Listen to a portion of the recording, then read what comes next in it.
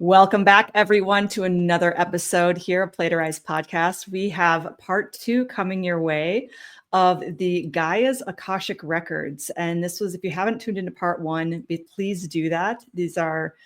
They do stand on their own as individual episodes, but you're going to have a lot more context for the whole conversation here.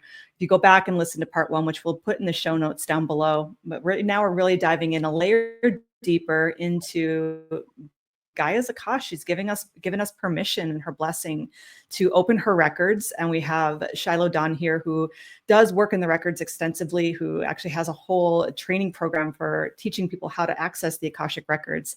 And so we're really blessed to have her expertise here in this container as we really open into this very sacred container. This is really, I mean, even just the way that the first episode went was it just almost brought up such emotion and reverence for just the beauty and the magnitude of Gaia herself. And it just feels like it is such a sacred container. And we're feeling really honoring of that frequency here.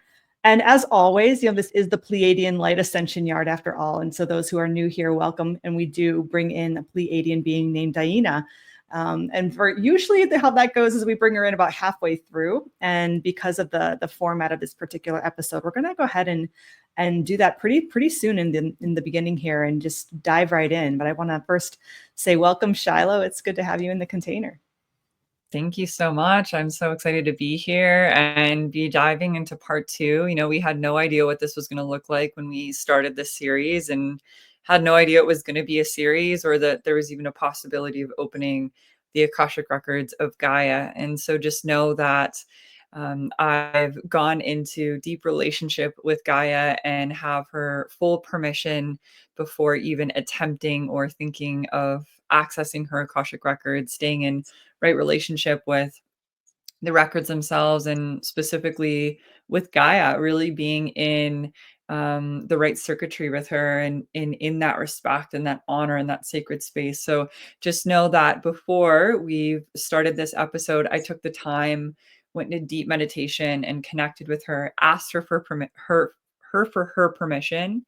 It was a yes, and then I was able to gain access. And so just know that I also have, like Ava was saying, extensive training in this as well. And so this was something that we didn't even take lightly. We really tuned into this. Is this in the highest and best for the collective? Are we even able to do this? Is this still being in right relationship with the Akashic Records? As knowing, if you know anything about the Akashic Records, that you always need permission to access anyone or anything's records.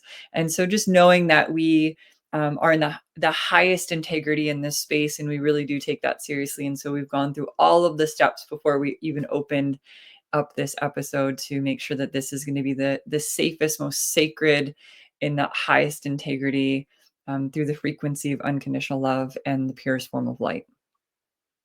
Beautiful. So how are you feeling, Shiloh? Did we just dive right in here? Yeah, I say we dive right in. Like I said, I've already opened the records of Gaia. It was she's just such a sweet, precious, yet powerful, such a powerful frequency to tune in and tap into. And I was already getting some things that were coming up, some visuals. She really gives me a lot of visuals in this experience. And so I already have some things coming in, and I know DiYeena is going to have some questions as well.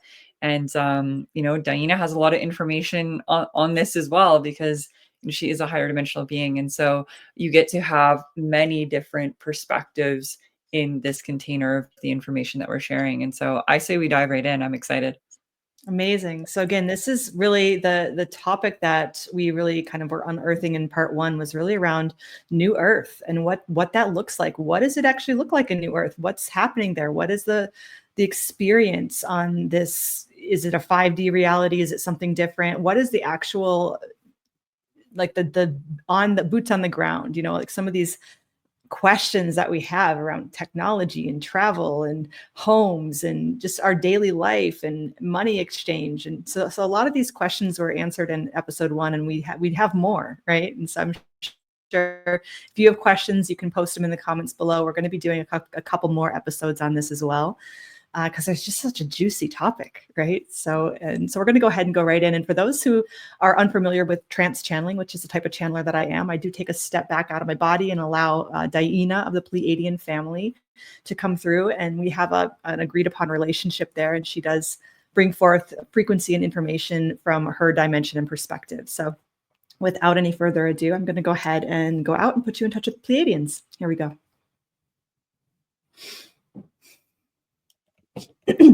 Greetings. You see, this is DiYeena, you see, of the Pleiadian family. You see, we are here to really bring the love and the joy and the humor, and to really bring the perspective for the humans during this time of transition. You are very curious about the new Earth experience. But it's also hilarious because you could also consider it the old Earth. You see, because you are putting it in a time frame. You see, it is really happening already. You see, this is the fun thing about it, is that you are all that are on the new Earth already there, having the best time of your life. You see, it's really true. You see, so this is really fun to talk about, not what will happen, but what is happening already right now that you're missing out on because your attention is still on the 30. You see, isn't that a funny way to think about it? It's so fascinating, yes, because there are these infinite amount of dimensions of reality, and also different timelines for us to get into the new Earth timeline. And so it's a little tricky for the density of the mind to catch up. And so I just want to really invite anyone listening to this conversation to really listen with an open mind, and more importantly, an open heart, and really just receive the codes that are here, because a lot of it's not going to make sense to the human mind or the analytical mind. And so just really tune into the heart, and tune into what resonates with you and what feels true for you in this space. Beautiful. Well, we have a very excited Gaia ready to talk your ear off. You see, are you ready for it, my dear? Yes, I'm ready. She's already been showing me a few images and just channeled pictures that have been coming through. And so I don't know if that's where you want me to start, of just what I've already been my seeing. dear, this is always where we start. We start where what is. You see, we start with what is. You see, this is always the good place to start. Yes, beautiful. Well, there was a question that was brought in, and the question was, what is the relationship going to be with extraterrestrial beings in New Earth? And this was the first visual that she was actually showing me. And the visual was, I was almost seeing this, and it's going to be really, and I also want to say this: if you've listened to the first part, you'll know that a lot of this is like, I'm just tuning into this for the first time, and a lot of this doesn't exist here, right? And so I'm also doing my best to translate this in a way that we can understand, or even what I'm seeing. Okay, how do I express this that you're going to understand what I'm talking about? And can I even understand what it is?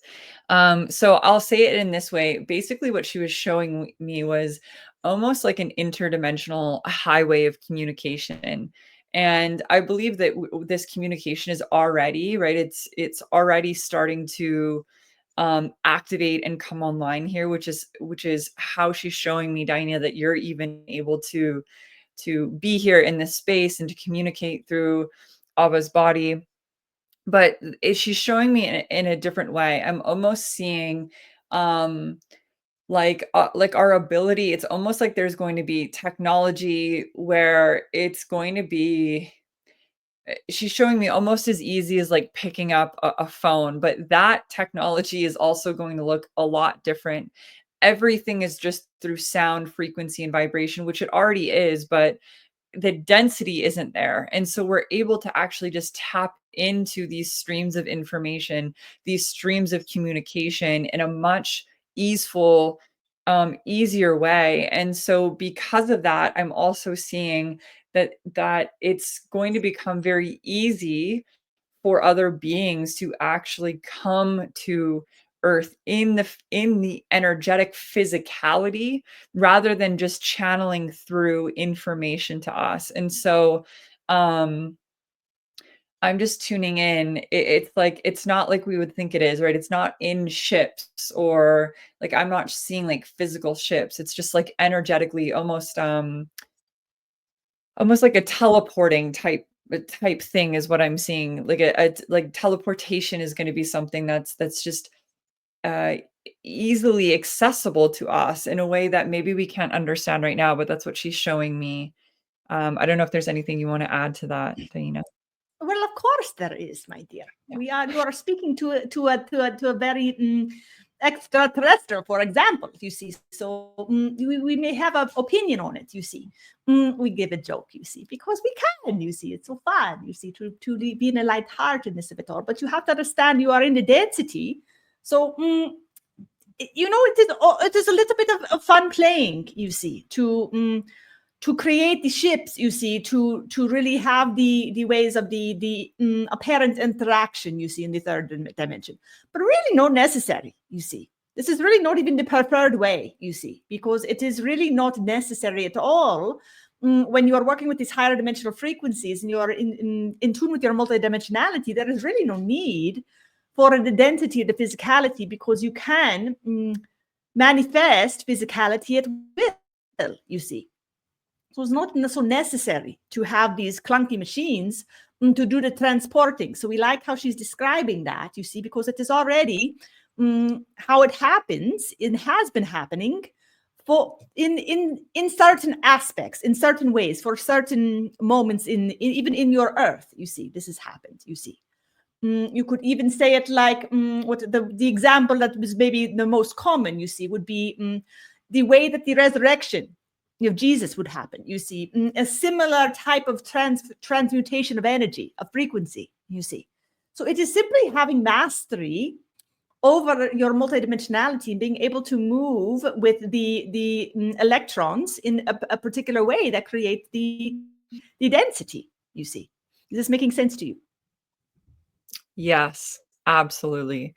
Yeah, there's going to be a shift fully in the reality as we know it. It's the density is going to lift, and so even what I'm hearing, the electrons are going to be operating in a different way. So I'm even thinking of how quantum physics is starting to catch up to this in the observer effect, right? The eye of the beholder, electrons will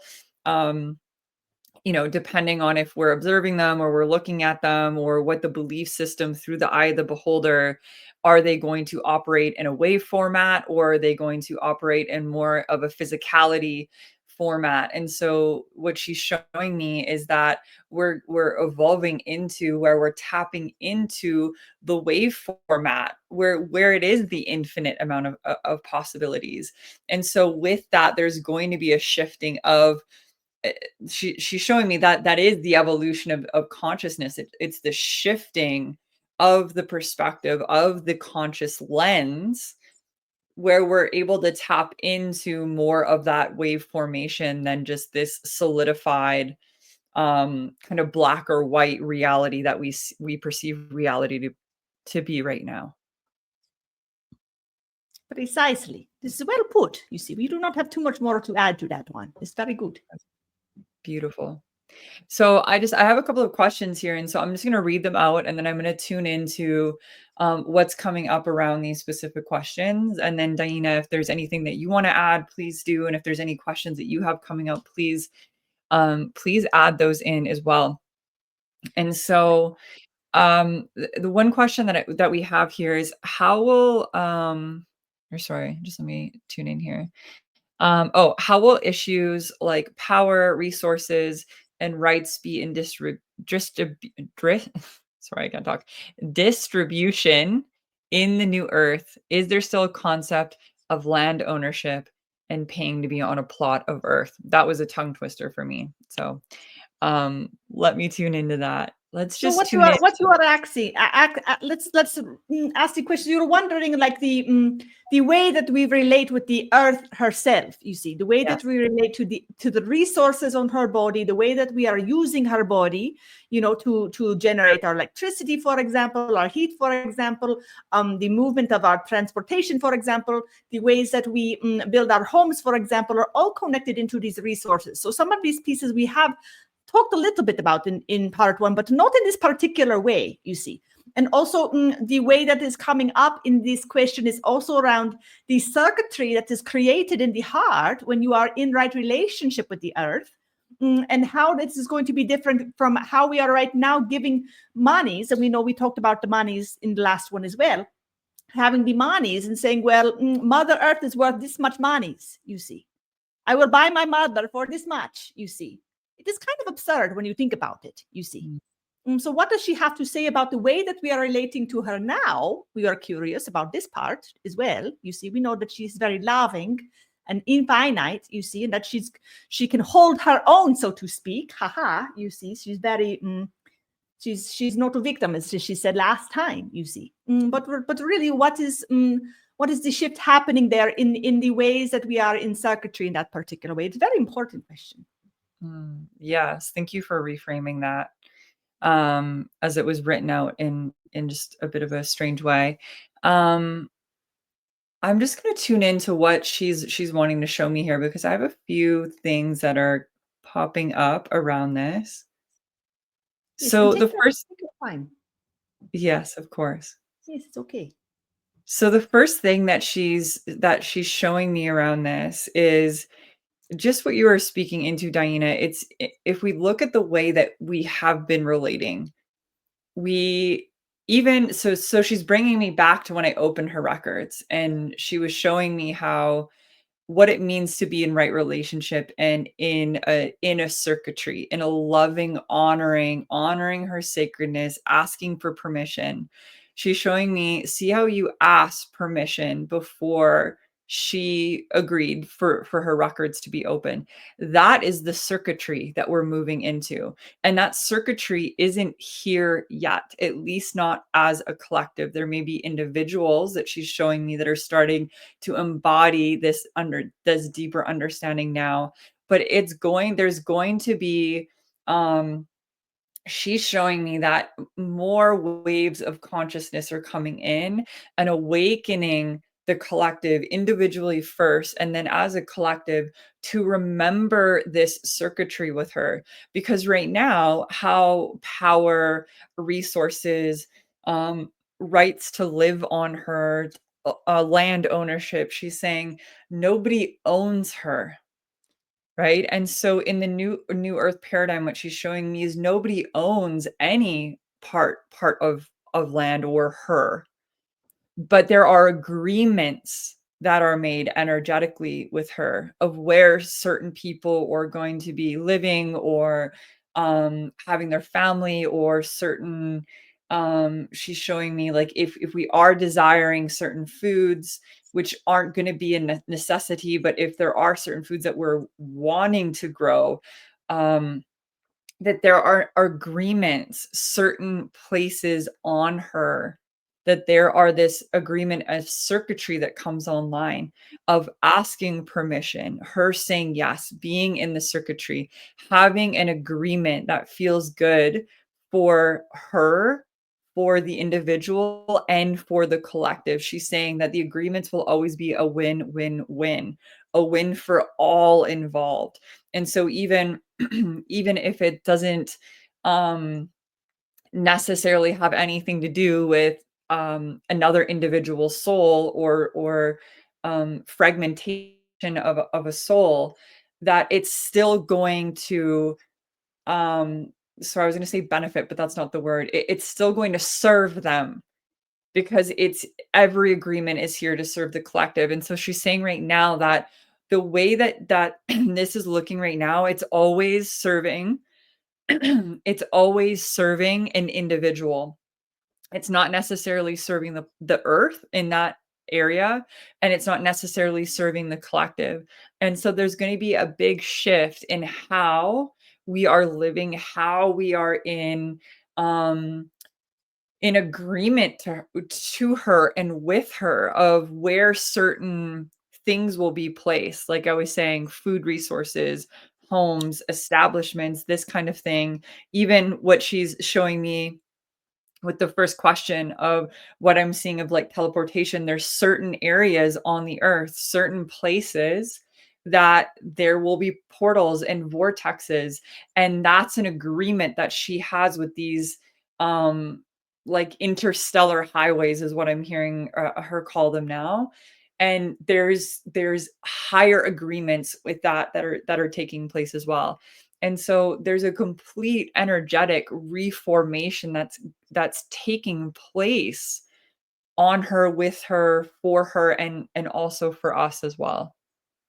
This is so beautiful, you see. And what was coming through to maybe share and maybe get a little bit of direct feedback, you see, from the Gaia herself, you see, is this part that was that Ava has brought forth actually around this idea that every soul makes an agreement with Mother Earth before they come here, you see, to have a spot on her body where they will remember who they are and why they come.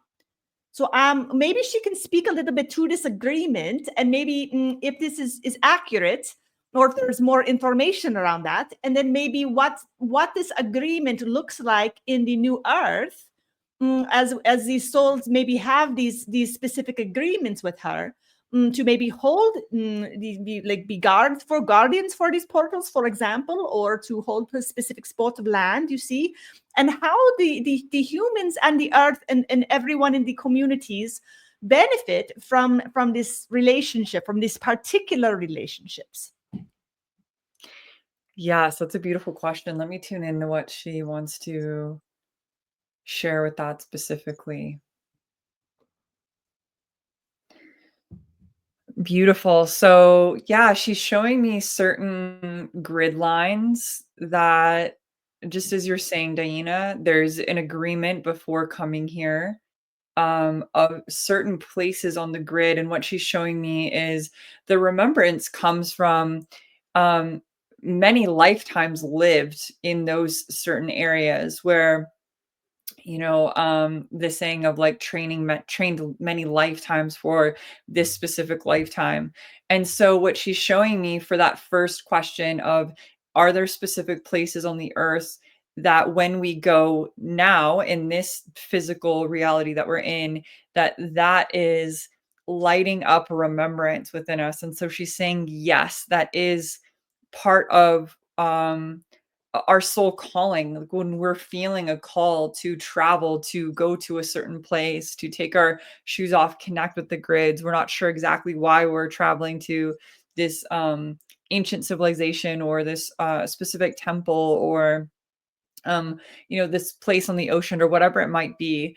There are certain grid lines that are going to assist, because there's certain coding that are within that specific grid that are in resonance with specific encoding within your DNA, or whoever's agreement's DNA.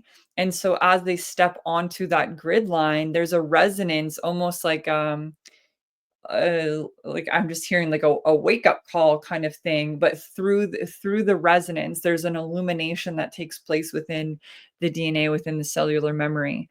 And so that's the first part of that. And then what she's showing me is, once we come into the new earth frequency, what she's showing me is that those specific places are no longer. I just actually want to tune into what she's fully saying here. So she's saying that it's not that they're no longer needed, but when we have our full illumination of our dormant strands online, plugged in, we remember. The remembrance is there, and so there's no need to have the grid illuminate or activate more of that. There's going to be more circuitry. What's coming through with that is like training, or like initiations that are wanting to take place.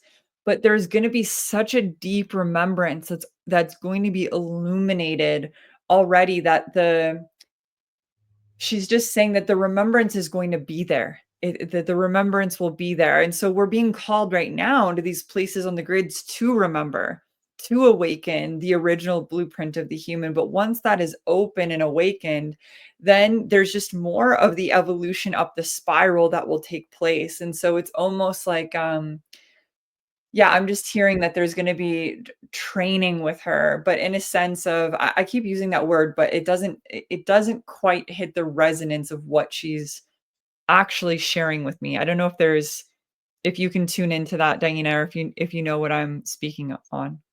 Yes, we are hoping the all the technology is holding for us all for these frequencies, because we are in the high frequencies, you see. So we are all doing our best, you see.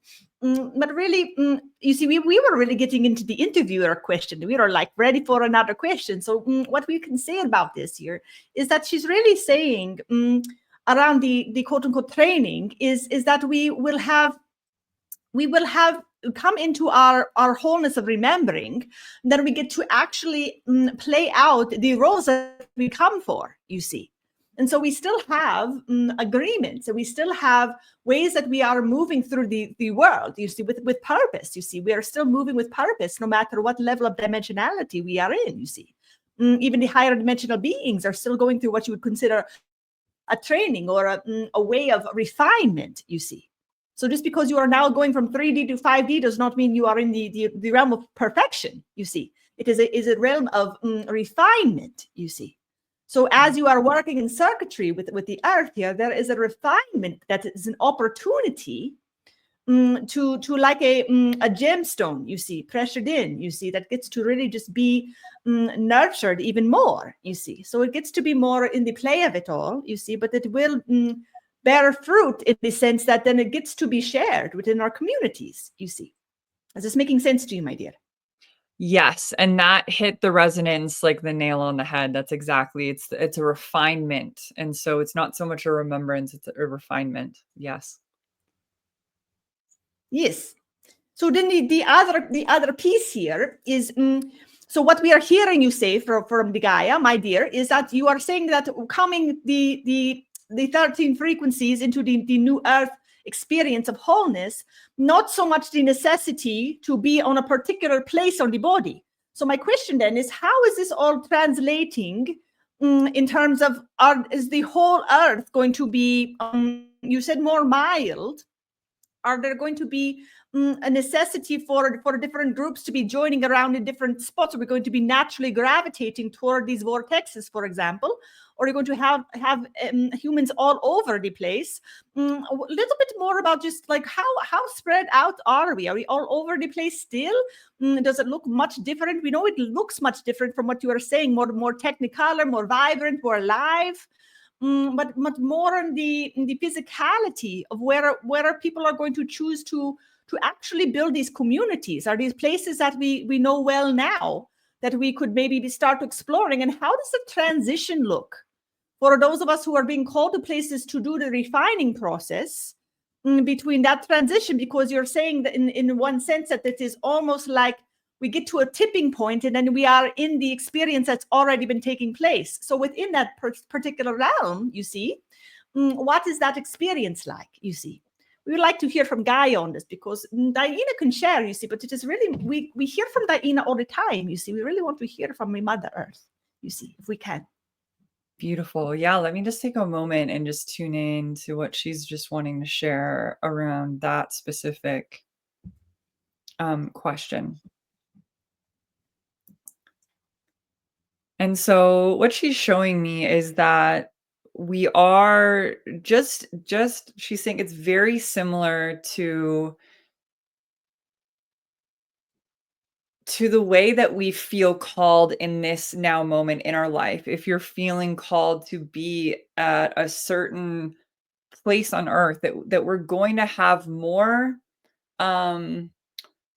freedom to pick up and move locations if it's something that we desire to. So what she's showing me is that it's a lot more playful than the experience that we're in now, and not so much because we can't be in the play of it right now.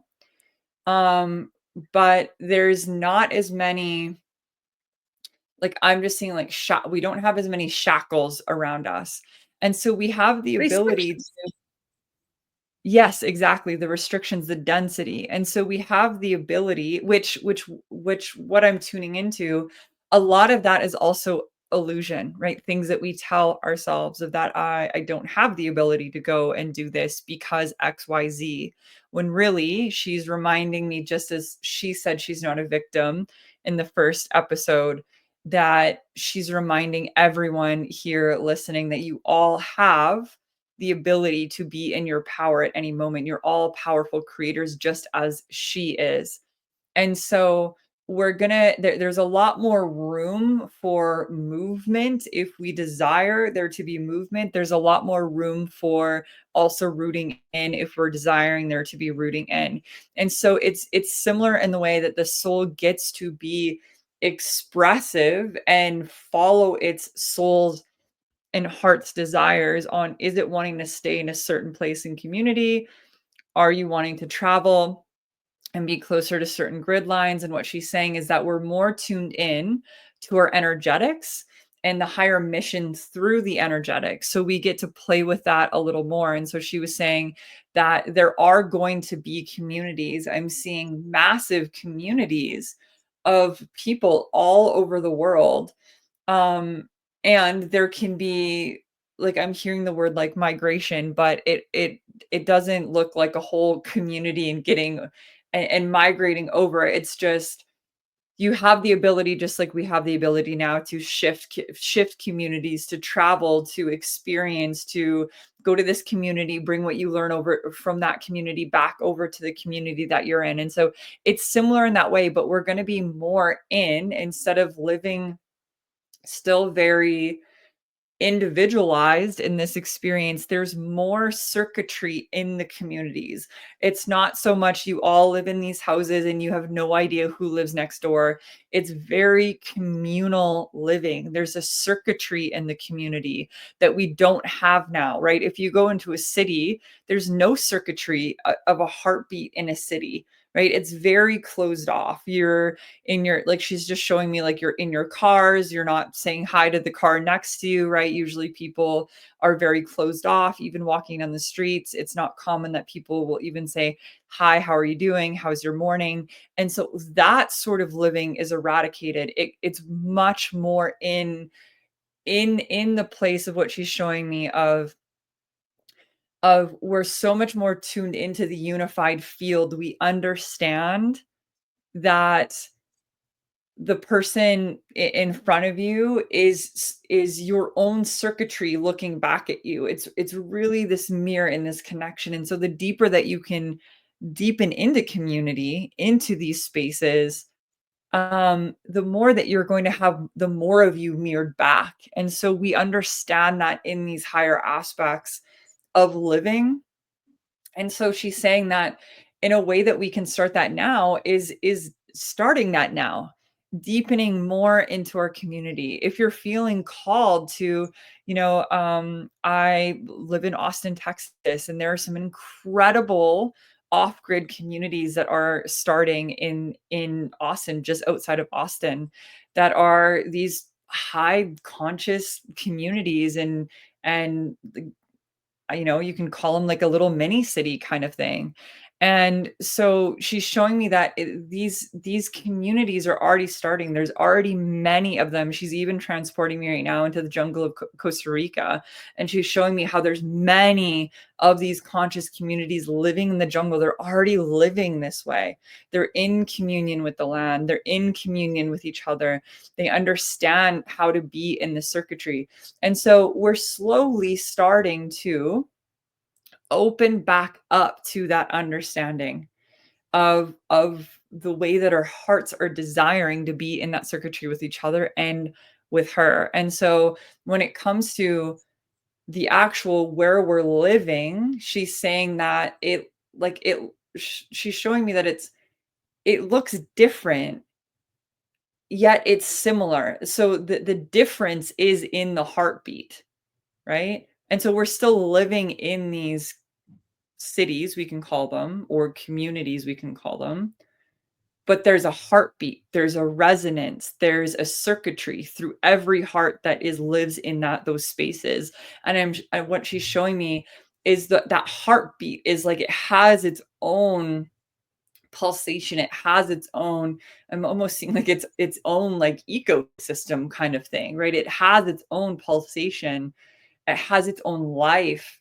And that is the biggest difference in how we're living, is the heartbeat in the communities. This is so beautiful. This is so beautiful, my Gaia. This is so good, you see. And this is a really natural progression into one of the questions, you see, which was all around the travel itself. You see, we talked about how there's not going to be the bodies, you see. So then this would bring up the question of, well, what about the airplanes, you see, and the cars and the vehicles, you see, and all the trains and all these things that we are currently using to get from A to B, you see, and how the travel happens, you see, in this new Earth. This would be a curious question for many. Yeah. So this is something that she actually showed me at the beginning, which is, and I'm just actually going to take a moment to really tune into what she was showing me, because I got a flash of it. And I really want to tune into what this actually looks like. And it is good to take the time, you see. This is important information, you see. Yeah, and so what she's showing me in that is that, like, the planes and trains, even cars, there's density to it in the way that we know it's formed to be. What she just showed me is very interesting, because she said we don't need those things at all. I'm being shown that there's technology that she was just showing me like walking through a doorway, and almost like a holographic or portal looking thing in the doorway, and just walking through the doorway, and then you're just in the space that you desire to be in. She said it can be like that. I'm also seeing some sort of watch technology thing, that pressing a button and there's some sort of transportation device that's coming through that. And then she's showing me a third way as well, which was through meditation, just simply closing the eyes and coming into a conscious desire to be in another place. And then she's showing me a fourth way of transportation, which is through our ability to be conscious creators. If you desire to get there with in a plane or a train or a car, that, and this is kind of hard for me to wrap my head around. She's saying that you get the ability to, how is she wanting to say this?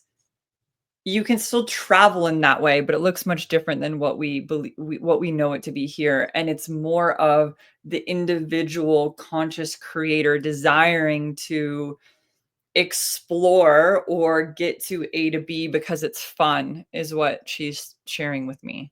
Yes, it's like the Av and the Yeshua, you see, meeting in the car and having all of their love affairs in the car, you see. It is their thing, you see. So they may, no matter what densities, you see, simply it has for them, you see, it has a funness to it, you see.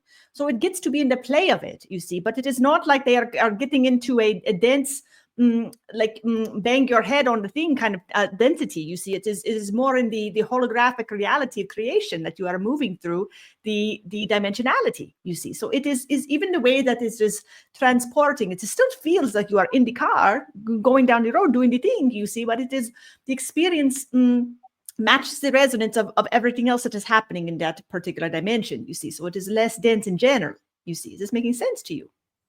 Yes, no, that makes perfect sense. Absolutely. One of the questions we were hearing, see, this is the thing we are able to do, is stretch out the illusion of the time, you see, and here are the questions that are coming through from the viewers here is, well, then what about all the junk, you see, what apparent junk, you see. So then if we are moving into what is Mother Earth doing with all these hunks of metal that the humans have created that are no longer necessary?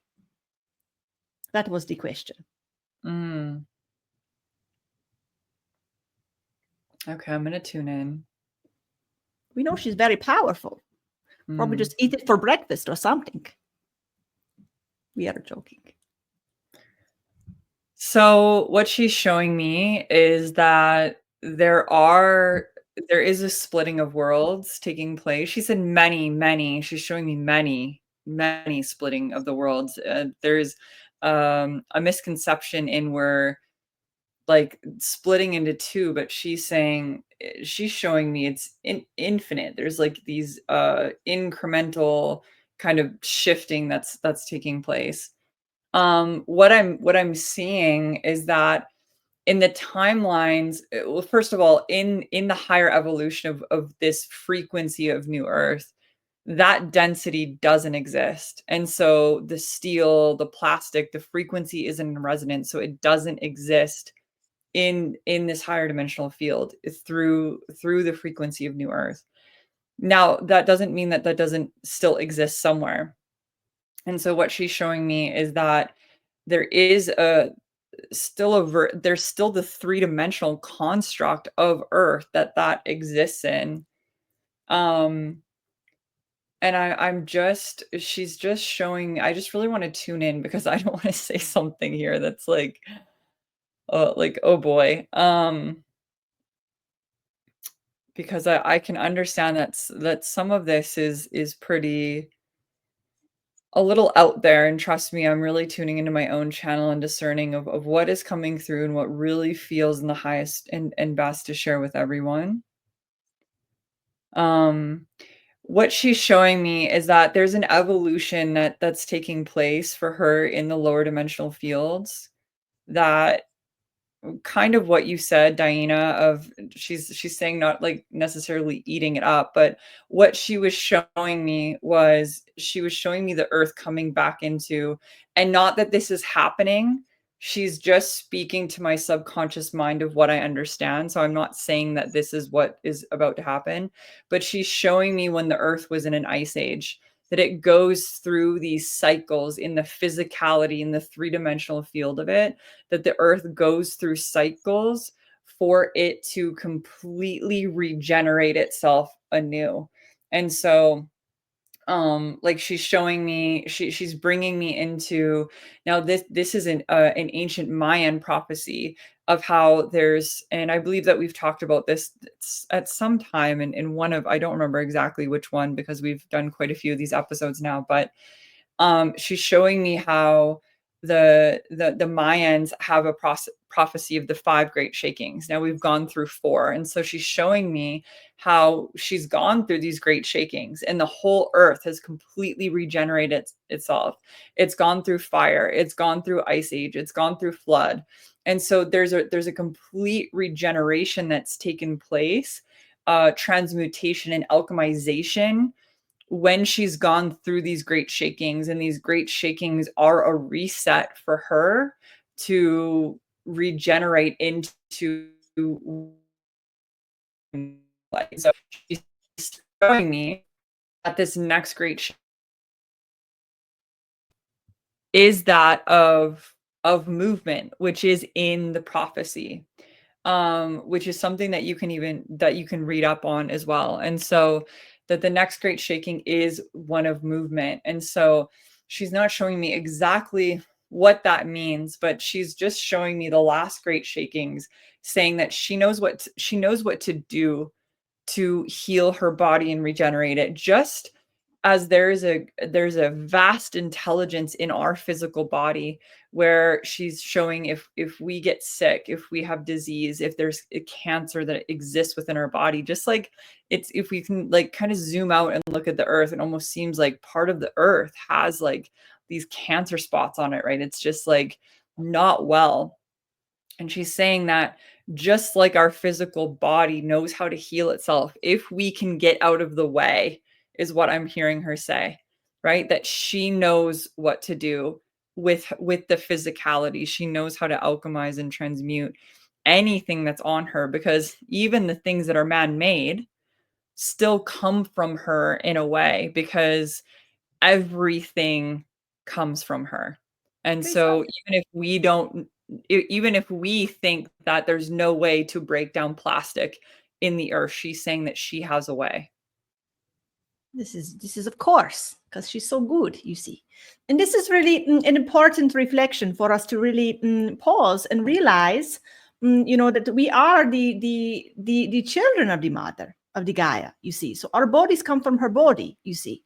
And so this is also true for our bodies, you see, for whatever comes in, you see, whatever foreign substances or chemicals or people so concerned, you see, and maybe perhaps with good reason, you see, of all the different things that are happening with the food supply, with the we'll say, not everyone believes what's happening up in the sky, you see, but, raining down perhaps things that aren't just pure rain, for example, you see, or things that are growing. Just there's so many bombardments, you see, on the bodies right now that create toxicity within the body, even heavy metals and even technologies and micro technologies, you see.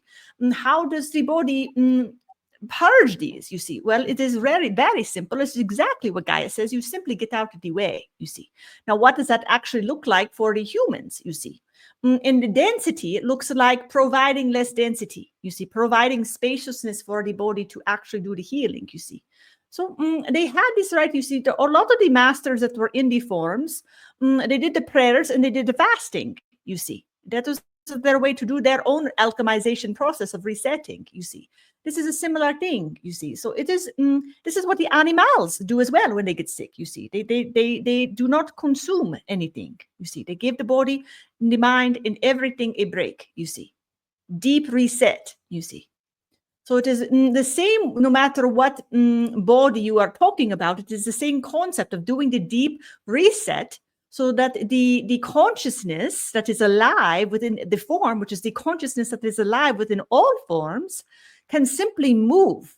It is all that is happening. It is simply moving light and frequency and sound and coming anew again, because every moment is a new breath. Every moment is a new creation, you see. So when we simply get out of the way and stop allowing the stronghold on the current pattern that we are playing out in the form that is holding the current version and story together, if we simply give a deep reset and allow that the new form to create, then we create anew. You see, no matter what the substance was or is that is going on, the consciousness that is contained within all is the one mind of creation, you see, and can always be in that frequency of creating anew, you see, and of deep reset and healing and alchemization. You see, this is simply the nature of creation itself, you see.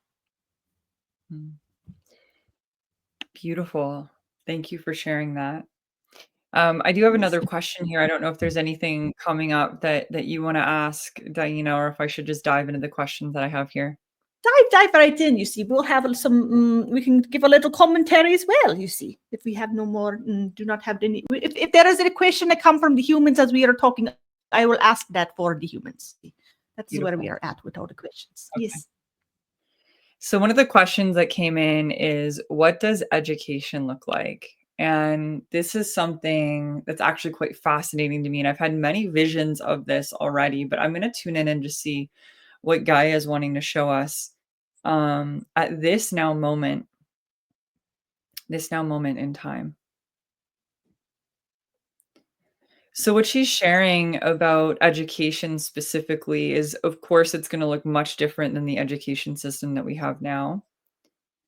That education is going to be on more of a soul level. It's going to be more of a tuning in, a refinement of your gift. So just as we were speaking of earlier, as there's a deep remembrance, a wholeness that comes back online for you. And there's this refinement that starts to come back online. What I'm seeing is, because we also have now these systems of these like interstellar communication highways that are open up, is that we really get to start tuning into the higher aspects of learning. And so what I'm hearing is, this is spiritual learning, this is soul learning, this is cosmic learning of even how like what I'm just hearing, or what she's showing me is, how maybe in different countries or different regions, we learn about the history of different countries. What I'm being shown is that we're actually going to be learning about our entire universal system. And this is more about frequency, sound, vibration, how to become and how to fully be in mastery of our own soul's skill sets. And so, right? The channeling, the teleportation, the telekinesis, um, these different gifts that are really truly coming online, technology, but in an energetic standpoint. And so there's so much.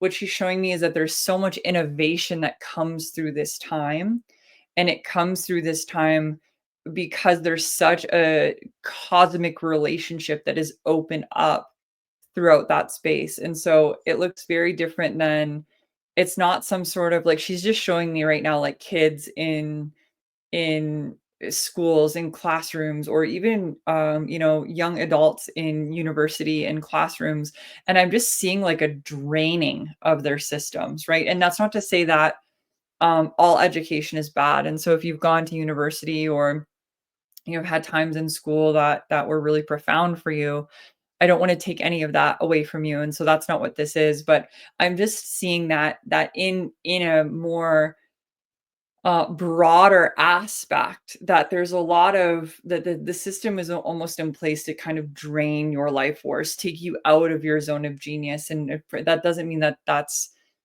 true for everyone, again, that has gone to a higher education. But what I'm seeing is the education that's in place is really here to fuel you. It's here to light that spark, ignite something within you on a soul level. And so it's a deep refinement on a soul level, and it's something that souls, those that are in this experience together, are excited for, are lit up for, are um yearning for, is what I'm seeing through that. Beautiful, my dear. This is very, very good, you see. And then also to add to that, you see, many of those of you who are tuning into these kinds of discussions, you see, are the ones that are really the kind of the guides in this process, you see, for the souls that are really coming on to the full knowledge of their full multidimensionality. You see, many of the souls that come here now have the mastery on the multidimensionality, you see. So as they get less in the density, it's going to be easier for them to really teach in this particular way, you see, to really hold in these frequencies for not only for themselves and their communities, but to really hold for the children that are coming up, you see, and really both ways, you see. Also going to have children coming in completely tapped in, you see, that are also being the guides and teachers for some of the others that are on the planet as well, you see. So it is working in both ways. There's more of a synergy, of a circuitry within all. We are all learning from each other rather than this hierarchical, you see. It is more in the circuitry of really understanding our interconnectivity, you see, in a deeper way. So there's a deeper reverence, you see, and there is a deeper willingness to learn from one another, you see, just naturally. You see, it just happens naturally in this way because it's simply part of the design, you see. Is this making sense to you? Yes, it makes perfect sense. And it even brings me back into what I was being shown of these communities being this heartbeat, being this circuitry, really having this heartbeat together in the little pockets of community that are going to be created or are already created. And I love how you brought in the children that are going to be birthed into the new earth paradigm as well, because they are coming from, what I'm being shown is they're coming from systems that are so advanced energetically, or that are in such a higher dimensional field, that they're choosing to come into new earth because this physicality that we're in now, this three-dimensional paradigm, is so dense for them. It's almost I don't want to say too dense, because anyone can what she's showing is anyone can come here, but it's so dense that the codes that they have to share almost, I don't want to say it cannot be shared, because that's not what she's saying, but there's a design. They're not meant to be shared, or the frequency is too dense to understand. So yes, that's what it is. She's showing me, just in the way that sometimes I struggle to share the information, she's sharing it in that it wouldn't be understood here in the way that it'll be understood there, because of the difference in resonance. And so they're coming in with certain codes that can really be heard, that can really be seen, that can really be nourished, and that we will be learning from the children, that they have information, they have codes that have maybe haven't actually existed here, or haven't, she's saying, haven't been here for a very, very, very long time, is what she's saying. In another, yes, this is exactly accurate, you see. And there are also souls, in addition to this, the ones that are coming only in the 5D with these particular codes that are never touching down in the 3rd D, you see.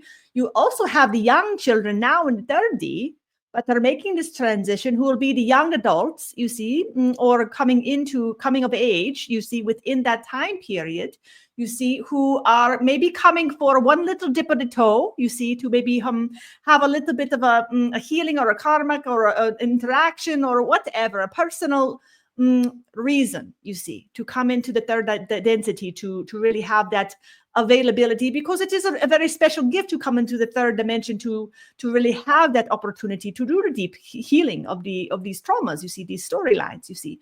So what you do is you do have some souls that would fit the bill in what you're describing here, in terms of having these higher codes coming from these other systems, who are very, very, very, very old souls, who have extreme knowledge on the multidimensionality, you see, have specific codes, who are not understood now as young children, who are not fully being met, you see, even by conscious parents who they've agreed to be with, you see.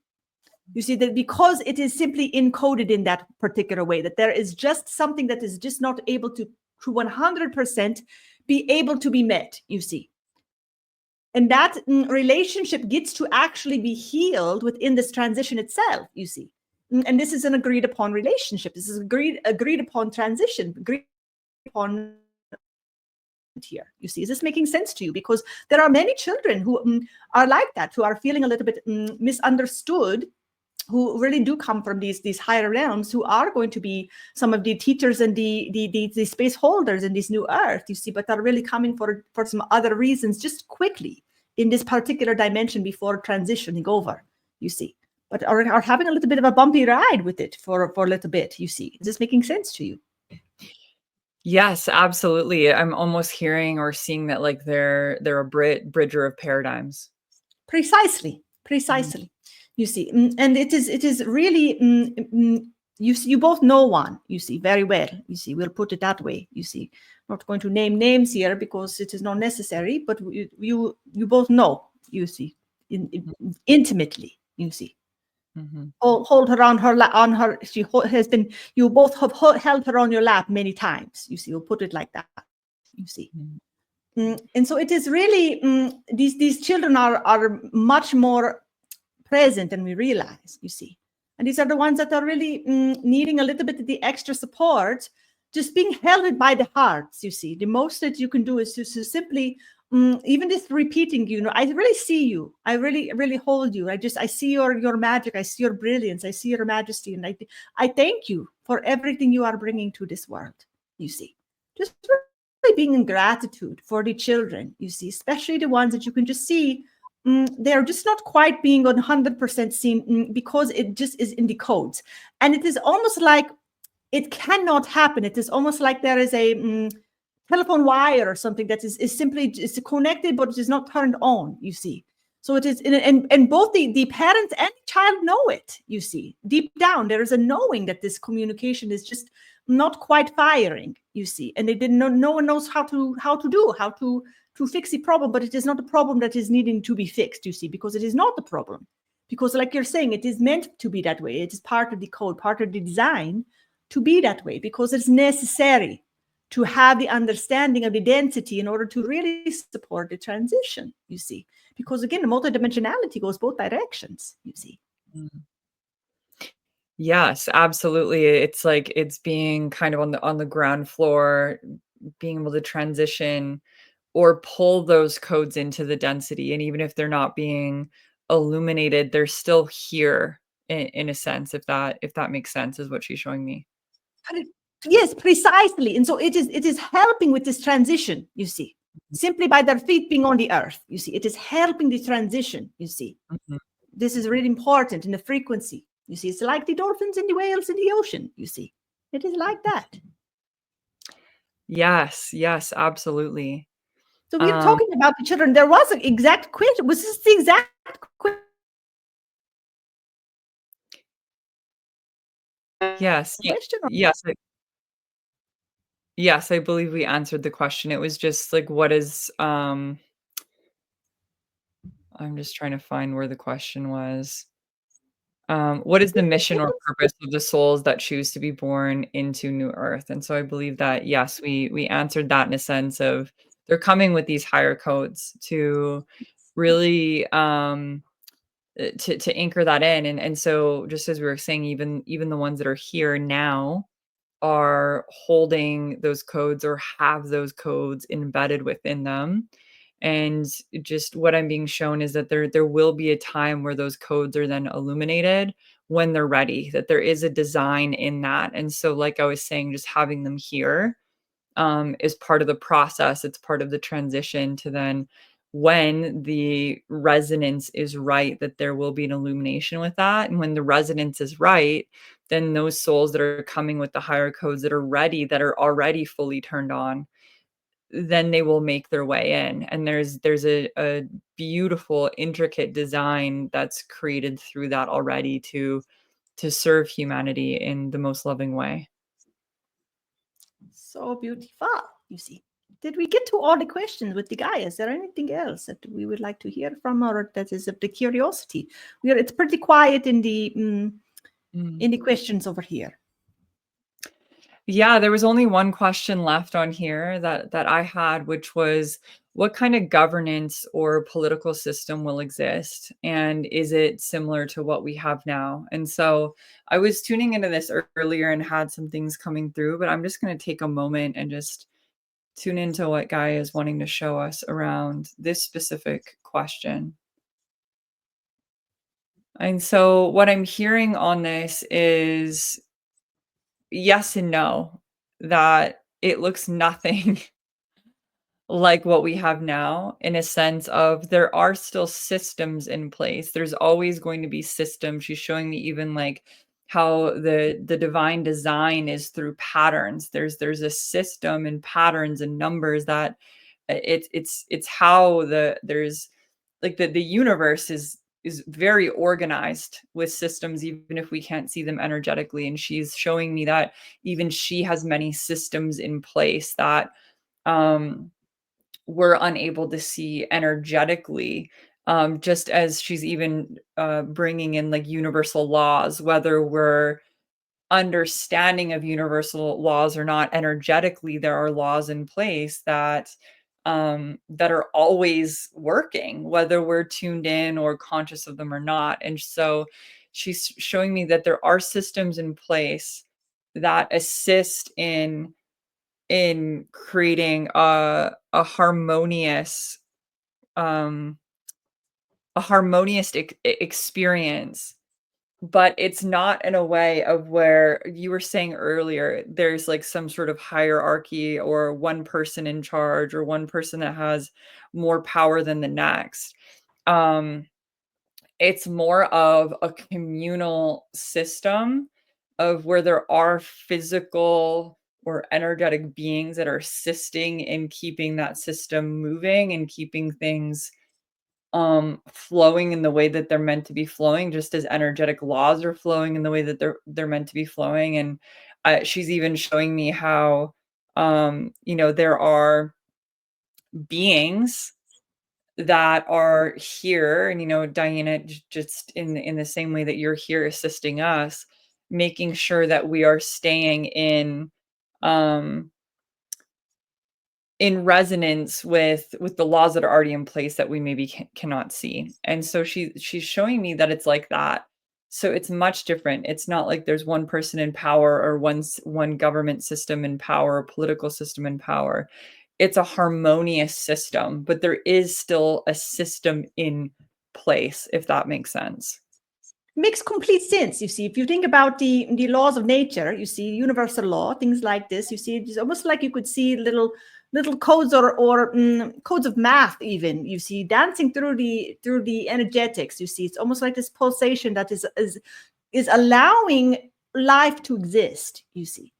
And so the codes or the ways that we are relating then are really things that are alive, life giver, you see, life giving, you see. So it's aligned with the harmonics of what is in creative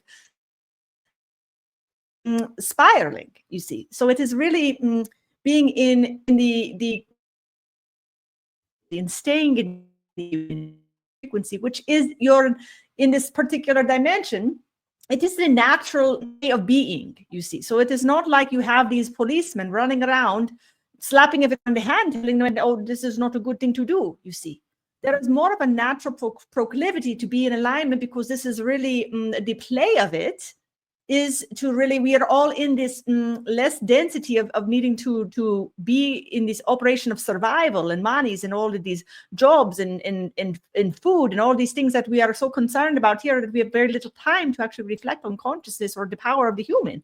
In this other dimension, you see, this is really the game. You see, you're really getting in the mastery of your multidimensionality and the powers of the superhuman, you see, and really having fascinating discussions with the extraterrestrial down the road, you see, and really having these really interesting conversations in all these different ways, and creating different circuitries and opening up different channels of exploration, you see, to our channeling and all these different things that we seem so not so common, be very commonplace, you see, very commonplace, you see. And so it is simply, it is more fun, you see. You are just simply being in the relation with the circuitries and the availability of different circuitries that exist already within the code of creation, you see.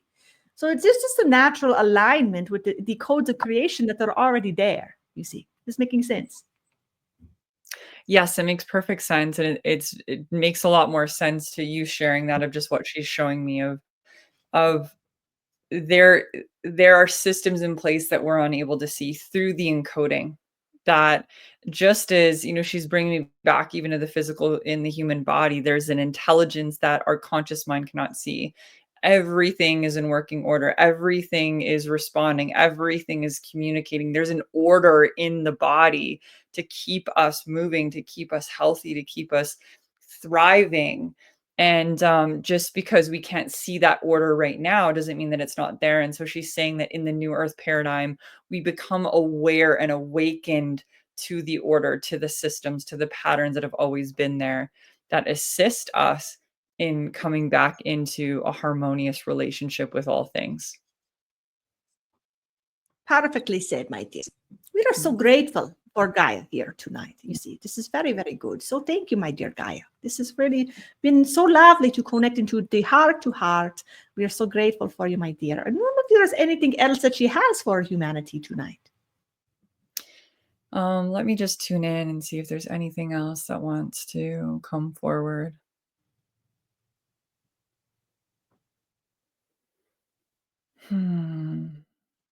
There's no specific message that's coming through, but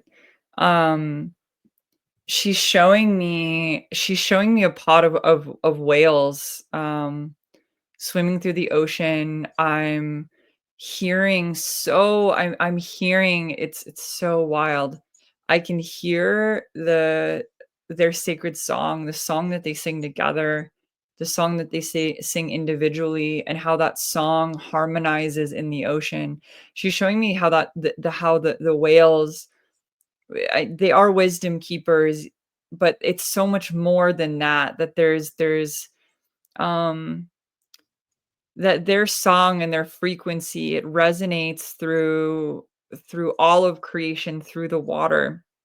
And so the last thing that she's wanting to share now, DiYeena, you've shared this before, but she's just asking if you could share a little bit on the invitation to those listening to really be in their authentic expression of their own sacred soul song, and how that weaves with the collective, and how it's so important. What she's showing me when it comes to the whales is, what if a whale out in the ocean was afraid to sing its song? What would happen to the ecosystem of the ocean? How would it shift the ocean itself? And how would she's just showing me that the pods of whales if they all just not forgot their soul song, but they were afraid. They were not wanting to, or they were afraid to be in their fullest expression of their own song. And she's showing me how devastating that would be to the ecosystem of the ocean. And so the reason why she's showing me that is that you all have your own individual soul song, and that the energetics of Earth herself, her ecosystems are yearning for our soul songs to come online, just like she needs the whales in the ocean to be singing their songs. She also needs us to be singing our songs, which is so powerful. I've never seen it in that way. And so if there's anything that you want to share on that, I know you've shared a little bit on that before. Yes, my dear. Well, you've heard it a few times. You really did a beautiful job of describing all of this. You see that we all have our individual note, our individual soul song that is really an imprint that is specific to our fractal, specific to our particular soul that no one else has. When that song is not being sung within the cosmos, you see, what happens then is it is incomplete. You see, it is not able to be in the full resonance of what is in creation, you see. Now, here's the thing with the whales. You see, this is very important, you see, because the whales are actually reflecting. It's hard to really describe, you see, if it's a chicken or the egg kind of situation, you see. But what is really happening there? They're literally bending the dimensionality to create the new angularity of perspective, you see. So they are really the ones bending the sound to create the additional timelines or perspectives of the dimensionality. And they are literally singing the song of the particular dimension that you're experiencing them. So when you hear the songs of the whale, you see, if you really listen, they are projecting the frequency of the Earth at her current heartbeat, of the current state of the Earth. And we don't mean Gaia herself necessarily, because we know you are what you call the badass, you see. You're got it, you see. Like you say, no, don't be victim. But all the children on your body, you see, that are really going through these third dimensional experiences of pain, you see, the whales are reflecting that particular soul song. You see, that particular version of consciousness that is being sung into the cosmos, that is the note that is carrying to infinity. You see, because they are in the water ripples out through all time dimensionality, everything touches everything. You see, so the whales play a very interesting role within the consciousness of the movement of creation. See, they literally are creating the movement, you see, through dimensionality. You know, through songs, you see. So when the whales are in their own soul song, creating the harmonics that are really of the original blueprint, you see, of everything being in resonance, you see, everything being in the right frequency, you see, that is really contributing to this breath, this life, this pulse, really being alive. And what that does is when the wholeness of creation is really pulsing all together, you see, what that does to each individual fractal is it boost, you see. So there's more power in it all, more power in the experience of the wholeness, more power in the experience of the individualized fractal, giving their gifts, you see. And so this is a trickle-down effect for every single soul song, every single soul. You have one soul singing their soul song, that trickles out into all creation. Especially if you like to sing in the shower, there's a reason for that. You see, singing in the shower is a very good thing, you see, because you are literally singing your soul song. Perhaps you're just singing Bob Marley or whatever else, you see. That's perhaps a good thing, but there's a frequency that's still coming out of no matter what song you are singing, there is still an that is being in that particular moment. There's still a frequency that is going out, rippling out into the multidimensionality of the entirety of creation that affects all fractals, and that affects the whole, you see. And so everything has meaning, you see, everything we do, and we are singing in our fullness. We are reminding all the fractals of creation that it is there and available for them to be in the singing of their own wholeness, you see.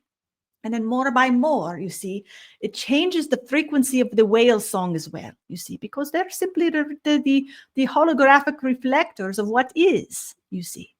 They're the transmitters of what is, you see, what is being sung, you see. Is this making sense to you? Does Gaia have any follow up to that one? Yes, it makes perfect sense for me. I'm just going to tune into what Gaia wants to share around that particular piece.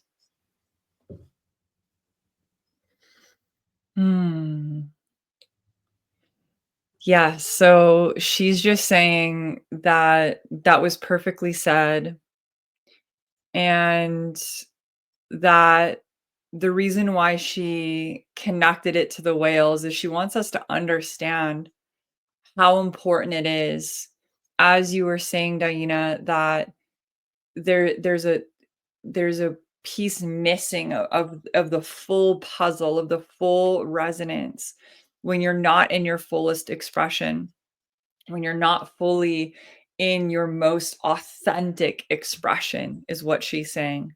And so it's the reason why there's a dissolving of the how is she wanting to say this, of, right, we're even seeing, like, she's just showing me, like, I'm just literally got a flash of like the Hollywood sign of like how we used to look at beauty, or like a hierarchy system, right? We used to see all of these people as this, like, that's how I should be, or I should aspire to be something that I'm not, right? There's a lot of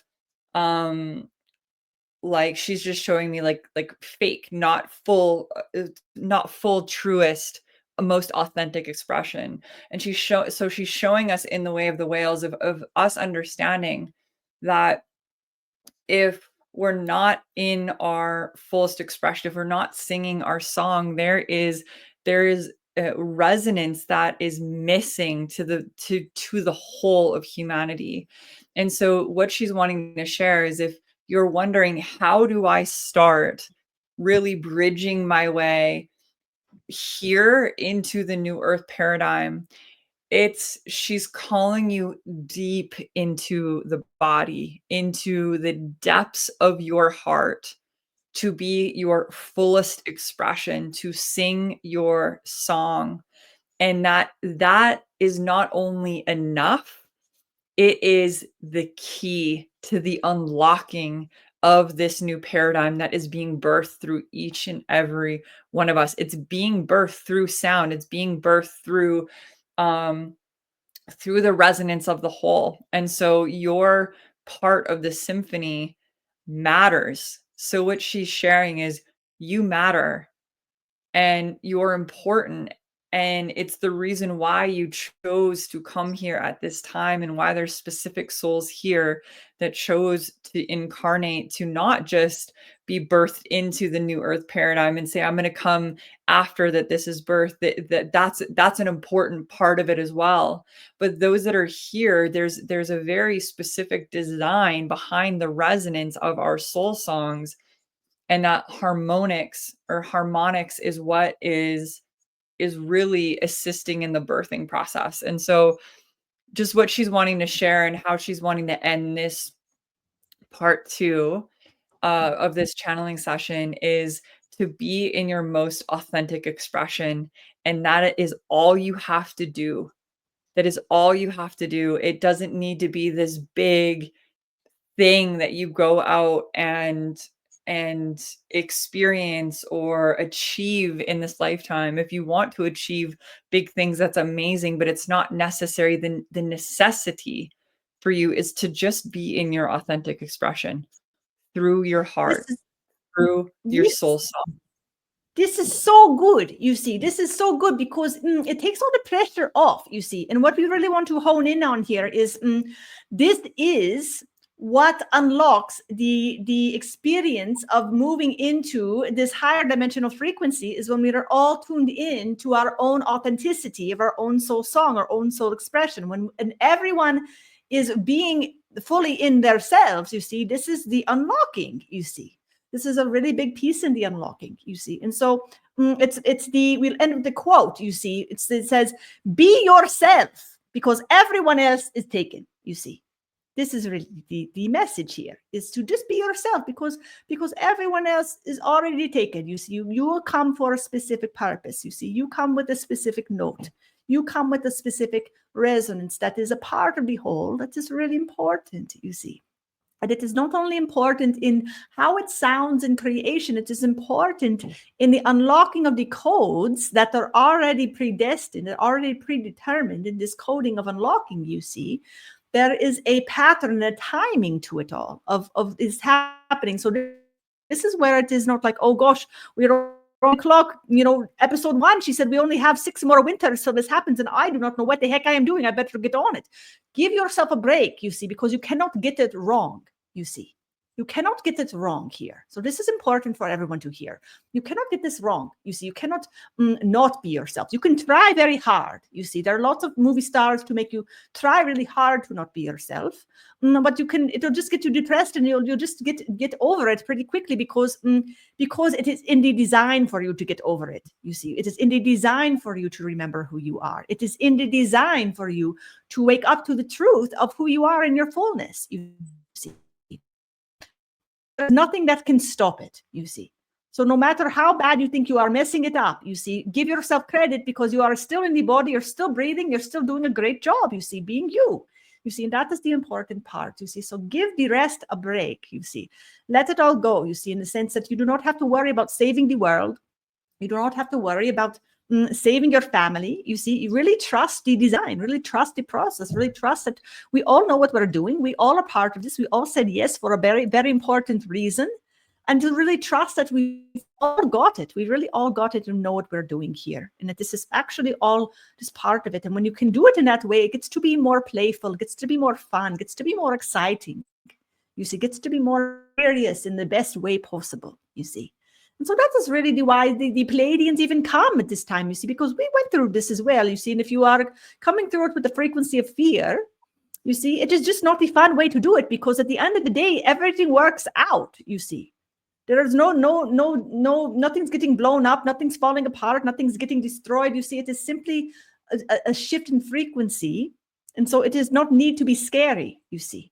It is simply you coming into a deeper realization of who you are, and a deeper embodiment of that, which actually is very, very beautiful. It is illuminating. It is enlightening. And you get to see all of life and all of your loved ones and everything in that way and in that perspective. And so it just gets to be this already thing that is already happening, you see, that is already in the movement. You cannot stop it, you see. So simply just enjoy the ride, enjoy the process, enjoy it. Enjoy life more. That is really what it is for. Beautiful. Thank you so much for sharing that, DiYeena, and thank you for being here with us today. As always, I just want to give the deepest reverence and gratitude for Gaia for being here, for agreeing to be here to share her ancient wisdom and sacred knowledge with all of us, and giving me permission and us permission to tap into her field and share some information of some really big questions that a lot of the collective has. And so I just want to really complete this with just so much gratitude, so much reverence, and just sending Gaia blessings. DiYeena, sending you blessings and all of the living Ma, so much gratitude. And blessings to all of you who are listening here on this podcast as well. Thank you all of you, for being here with me today. Blessings, my dear ones. This is very good. We bless you all for having the blessings in general, for the up-leveling into the new experience that is already here within your heart. Blessings that you are able to access your heart in a gentle and beautiful way, you see. Blessings from the Pleiadians. Beautiful. Welcome back, Ava. Again, thank you all for being here with us today.